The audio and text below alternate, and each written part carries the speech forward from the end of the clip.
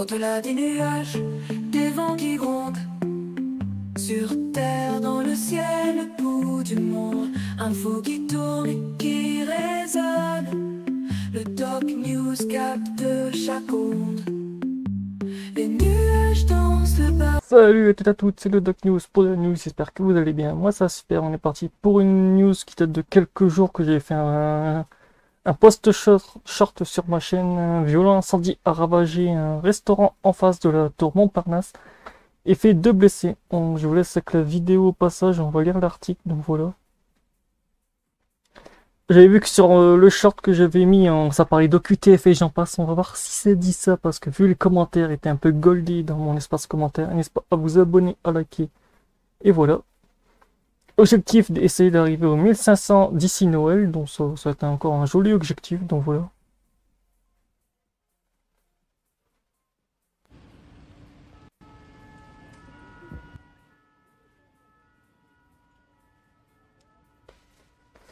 Le restaurant Les Fauves a pris feu ce jeudi 28 novembre après-midi des suites d'une fuite de gaz. L'incendie qui s'est déclaré vers 14h30 a été maîtrisé vers 15h15. Un incendie s'est déclaré devant le restaurant Les Fauves, à 2 pas de la tour Montparnasse, à l'angle du boulevard Édouard Quinet et la rue du Départ, dans le 14e arrondissement de Paris, des suites d'une fuite de gaz. Présence sur place de 2 agents de GRDF ont été blessés au moment du départ de feu. Ah d'accord, je me disais bien qu'il y avait une histoire de... J'espère pour eux les blessures sont pas trop graves. Ils sont tous les deux en urgence relative. L'un d'eux a été transporté à l'hôpital Causin et l'autre est resté sur place, indiquent les pompiers de Paris. Au Figaro, le feu s'est manifesté vers 14h30 et a été maîtrisé vers 15h15 lors d'une intervention technique. Sur voie publique, une conduite de gaz s'est enflammée et un incendie s'est déclaré au niveau de la façade du restaurant situé en contigue au lieu de l'altitude. Intervention, les clients et le personnel du restaurant, environ 30 à 40 personnes, ont été immédiatement quittés l'établissement. Précise la préfecture de police, une enquête a été ouverte et a confié au SAIP, le service de l'accueil et de l'investigation de proximité locale. Et combien de véhicules ont été déployés? Une soixantaine de pompiers, une quinzaine d'engins et une soixantaine de pompiers ont été mobilisés. Un camion est toujours sur place pour effectuer les dernières vérifications et éviter une reprise du feu. Nous étions face à un type de feu que l'on ne parvient pas à éteindre tout de suite. Nous avons cherché l'origine de la fuite de gaz d'abord et nous avons dû arroser autour de celle-ci progressivement, précisent les pompiers de Paris. C'est vrai qu'on ne peut pas s'attaquer directement au feu de ce type de gaz, hein, donc voilà. Sur des vidéos reliées sur les réseaux sociaux, des flammes de plusieurs mètres étaient visibles à l'extérieur du restaurant. Le quartier a été bouclé par les autorités. Un périmètre de sécurité a été établi par les forces de l'ordre et les sapeurs-pompiers. Ajoute la préfecture de police, selon les pompiers, la terrasse et la façade du restaurant ont été ravagées. Ah ben vu les vidéos, ouais. Vu les vidéos qui y tournent depuis tout à l'heure, même moi, oui, je peux vous dire que la façade, elle a pris un peu tarif. Et pas qu'un peu tarif. Mais bon, on va passer aussi aux moyens un peu plus poussés, j'ai envie de vous dire. Pour ceux qui ne connaîtraient pas comment ça fonctionne... Les moyens de pompiers en cas d'activation, je vais vous faire un petit sujet dessus. On va... Hop là. Bah oui, pour ceux qui se demandent combien il faudrait de forces d'intervention, et j'en passe en cas de gros risque d'incendie et d'explosion de gaz. Là, on va faire un sujet un peu hors de la vidéo, comme ça fera la vidéo un peu plus longue, comme ça les gens auront quelque chose en plus. Oui, pour ceux qui se demanderaient, oui, nous pouvons avoir des plans un peu plus poussés en cas d'explosion, et j'en passe lors d'incendie.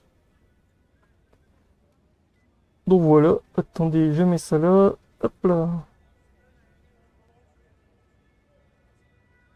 Hop, hop, hop, hop. Quel service peut être mis en place lors d'une explosion de gaz ou d'autres systèmes?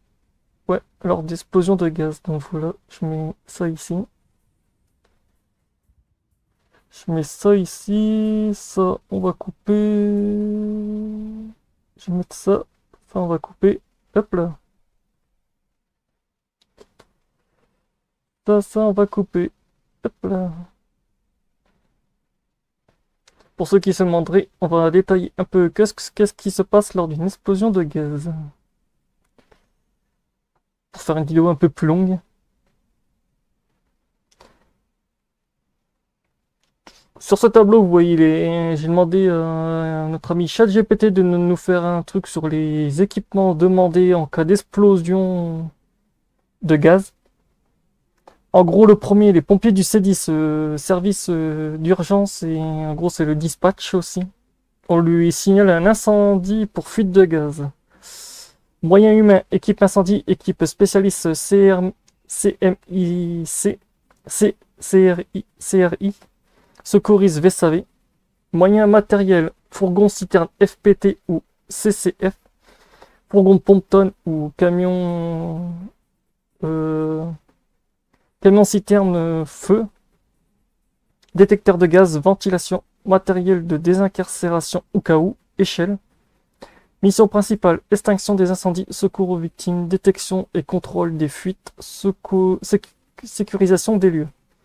En plus, nous pouvons voir la police et la gendarmerie en agent de sécurisation, brigade spécialiste explosifs, véhicules de patrouille, barrage de sécurité, barrière, établissement de périmètre de sécurité, évacuation des riverains, gestes de la circulation, enquête et identification des causes. Après, on a nos amis ERDF et GRDF, Enedis, techniciens d'urgence gaz électricité.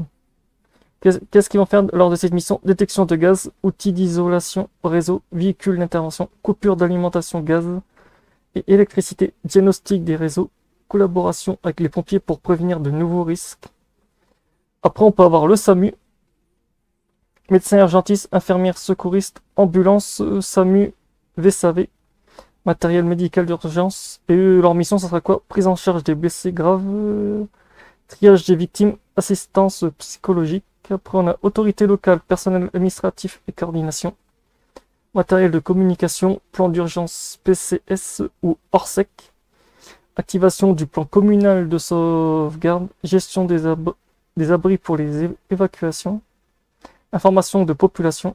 Association de secouristes volontaires, bénévoles, équipe spécialistes, tente d'accueil, matériel de couchage et ravitaillement. Gestion des évacuations, mise en place des abris temporaires, soutien logistique. Note complémentaire, le plan ORSEC, organisation des réponses de sécurité civile, peut être activé si l'explosion a un majeur plus évolué. Sinon, coordination entre tous les secteurs est essentielle souvent sous la direction du préfet ou du commandant des opérations de secours COCS. Donc voilà. Ça vous aurez appris des trucs un peu plus sur cette vidéo, en plus de la news sur l'explosion de gaz. J'espère que vous aurez appris des nouvelles choses. On se retrouve pour les prochaines news. Portez-vous bien. Tchuss!